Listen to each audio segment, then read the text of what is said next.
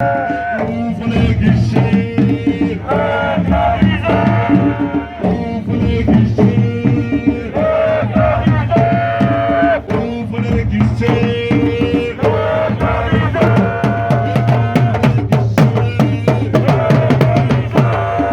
la liberté, la liberté, la liberté, la liberté, installation, circulation. On va continuer toujours la lutte, mais camarades, tout ce que moi j'ai à vous dire, Gérard Darmanin, la façon qu'il se comporte, ils disent qu'il est gentil avec les gentils, il est méchant avec les gentils, mais maintenant il est méchant avec les gentils.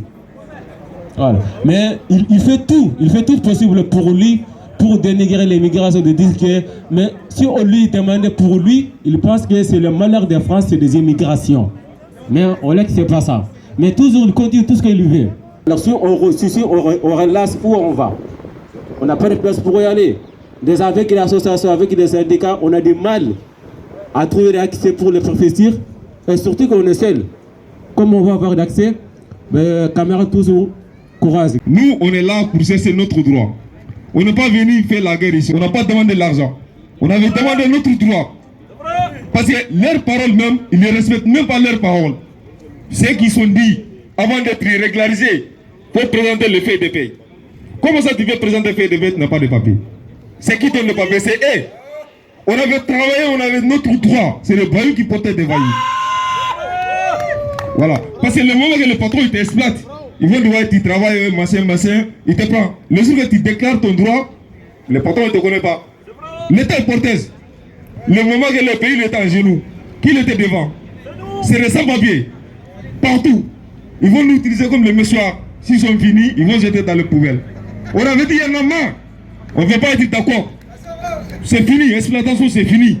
On n'a pas esclavage. On est tous des humains. Il n'y a aucune différence entre nous. Tu es blanc, tu es noir, on est tous des humains. Il n'y a aucune différence.